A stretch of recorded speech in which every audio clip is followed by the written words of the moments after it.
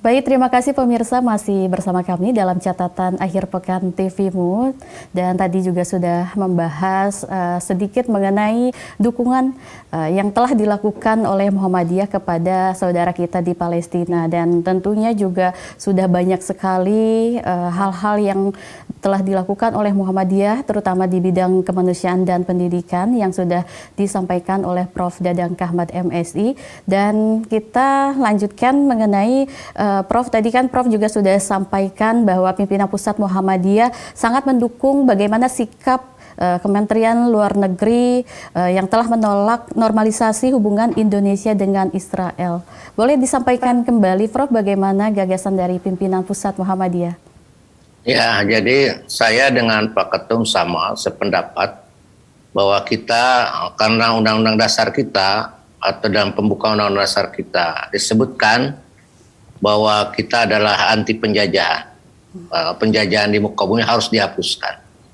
Secara kenyataan sekarang Israel mencaplok wilayah-wilayah yang kepunyaan Palestina dan otomatis menjajah negara Palestina yang berdaulat. Oleh karena itu kita di Muhammadiyah sepakat untuk mendukung konstitusi apapun jadinya, bahwa konstitusi itu harus ditegakkan. Kita tidak akan memberikan satu toleransi tentang pembukaan hubungan diplomatik dengan Israel.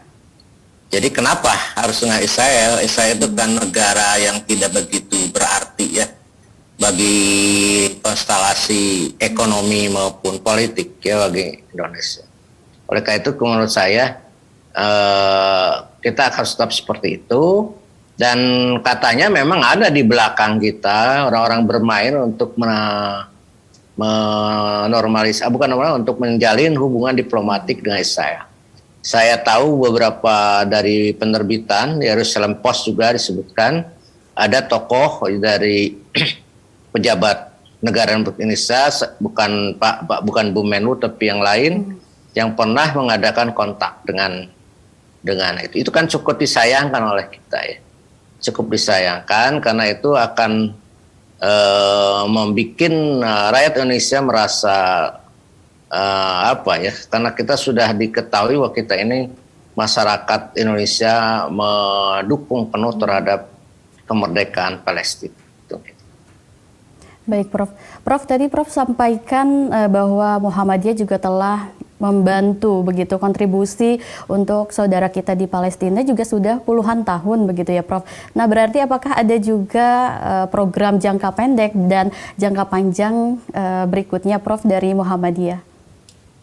Ya saya kira Muhammadiyah sekarang ini masih bersifat responsif saja. Tetapi yang jangka panjangnya kita ya dirikan pusat-pusat pendidikan dan juga mungkin rumah sakit ke depannya.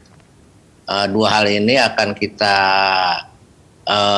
dan bukan akan, kalau pendidikan kan tadi saya sudah katakan kita sudah punya sekolah ya di Beirut, saya di sana di dekat perbatasan dengan Lebanon, dan nanti mungkin ke depan di Gaza di mana-mana juga kita bisa dirikan sekolah-sekolah kalau memungkinkan. Dan ke depan ya kita akan lebih memperbanyak ke anak-anak Palestina untuk sekolah di Indonesia.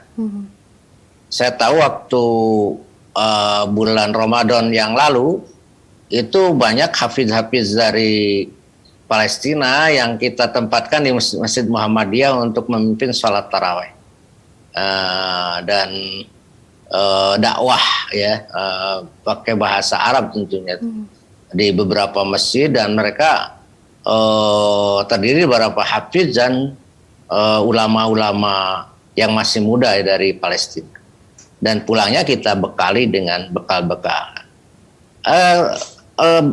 Kegiatan-kegiatan seperti itulah yang nanti akan terus kita lakukan sambil kita ya kalau memungkinkan kita bisa mengikuti atau bisa andil dalam usaha-usaha diplomatik untuk supaya Palestina ini diberi kemerdekaan penuh dan juga dibuka akses ekonomi kemanapun juga sehingga mereka bisa hidup sebagaimana bangsa-bangsa yang sudah cukup lah. Israel itu sudah terlalu luas mencamplok ke wilayah yang dulunya hanya satu area saja, sekarang hampir seluruh Palestina sudah dikuasai oleh Israel. Semakin meluas ya, Prof. Baik, Prof. Berarti memang dari Muhammadiyah sendiri sangat konsisten. Tadi terbukti sudah puluhan tahun memberikan bantuan kepada saudara kita, rakyat Palestina. Prof, tadi mengenai madrasah atau sekolah yang ada di Palestina, itu Prof, bagaimana Prof, programnya? Apakah dari relawan Muhammadiyah juga ada yang di sana, Prof, gitu? Ya, memang ada relawan-relawan Muhammadiyah yang di sana, yang mengajarkan beberapa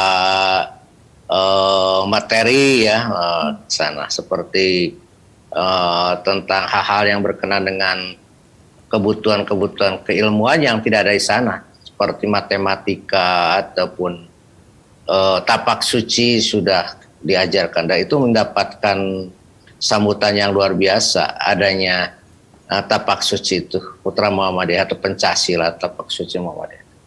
Dan ini menurut saya suatu model ya. Jadi Muhammadiyah itu di samping punya sekolah di Australia, di Malaysia, terus di Mesir juga kita punya sekolah di Palestina ya. Kita dalam rangka internasionalisasi Muhammadiyah.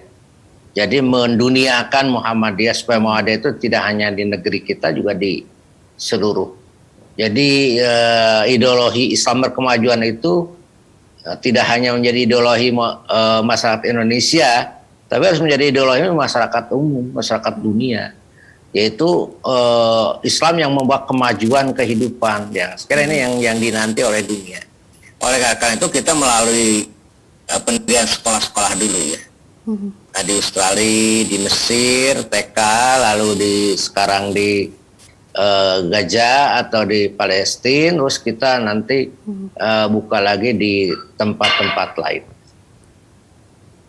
Jadi sangat menarik dan sangat bangga begitu menjadi kader Muhammadiyah, karena program-program Muhammadiyah ini tidak hanya satu begitu, bukan hanya soal pendidikan tapi juga tadi mengenai kemanusiaan, dan tentunya di berbagai negara selain Indonesia juga ada loh gitu sekolah-sekolah Muhammadiyah mulai dari tingkat SD ya Prof ya sampai tingkat universitas ada di luar negeri begitu, karena dengan program Muhammadiyah yang begitu kuat.